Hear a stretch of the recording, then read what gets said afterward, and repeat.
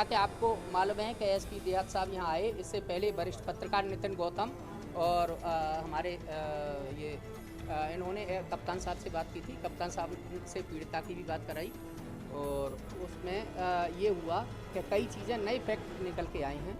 जैसे एनसीआर बरसाने में इनसे कहा था, जब इनके आदेश से हुई थी एसपी आर साहब से, आज पूछा कि आपकी रिपोर्ट दर्ज, बोले रिपोर्ट नहीं, एनसीआर दर्ज की थी।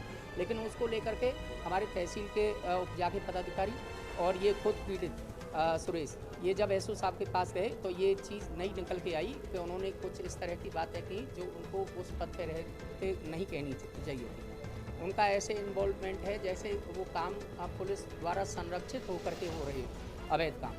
तो इन्होंने जब खबर लिखी और माफियाओं ने उनको मारा और जो नेम्ड अभियुक्त है उसको बचाने की जो बात हो रही है, वो खुद थाने क्यों गया जब तक रिपोर्ट भी नहीं की थी? पत्रकारों ने कई ने ये पूछा।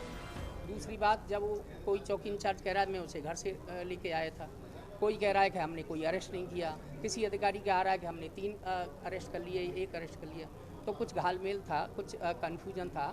आज कप्तान साहब ने उन्हें एसपी आर साहब को यहाँ भेजा है। यहाँ सारे पत्रकारों ने के बीच में एक बातचीत हुई है।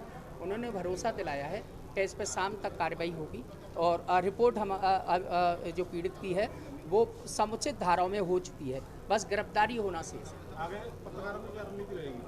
आगे अगर हमारे साथ यही रवैया रहा और टालम टूल हुई या धाराएं हटाई गई, अभियुक्तों को बचाया गया, तो हम सड़क पे आकर के इसके खिलाफ आवाज़। अगर आज अध्यक्ष जी कार्रवाई नहीं होती तो क्या कल मुख्यमंत्री से मिलने का कार्यक्रम है आप लोगों का? भरोसा दिला गया, शाम तक कार्रवाई होगी, नहीं होगी तो जो भी सब पत्रकार साथियों की राय होगी वो सब काम होंगे। यहाँ जो हमारे पत्रकार साथी पे हमला हुआ है, आपने उनसे मुलाकात की है, किस तरह की जानकारी और क्या कार्रवाई करेंगे? उपन्यूज ने एक एप्लीकेशन पूर्व में दी थी, इस संदर्भ में उन्होंने बताया कि कार्रवाई नहीं हुई है। इस बारे में जांच की जा रही है और जो भी दोषी होगा उसके खिलाफ जांच करते हुए कठोर विधिक कार्रवाई की जाएगी। सर, जिस तरह से एक आरोपी को पुलिस उठा के लाई थी, उसके बाद उसे 10-12 घंटे बाद छोड़ दिया और इसमें जो वहाँ के स्थानीय थाना इंचार्ज हैं, चौकी इंचार्ज हैं, उनकी भी कुछ सहभागिता आ रही है, उस पर क्या कार्रवाई? इस संदर्भ में उन्होंने कुछ फैक्ट्स दिए हैं और लोगों से बातचीत करके सभी तथ्यों को संकलित करते हुए जो भी विधिक कार्रवाई हुई उनके खिलाफ भी सुनिश्चित की जाएगी। सर, सुरेश को उन्हीं जो सटोरियों के खिलाफ खबर लगाई, उन्होंने धमकी दी, उसकी 19 को तहरीर दी गई 19 मई को, लेकिन कोई कार्रवाई नहीं और उसके बाद ये घटना हुई है।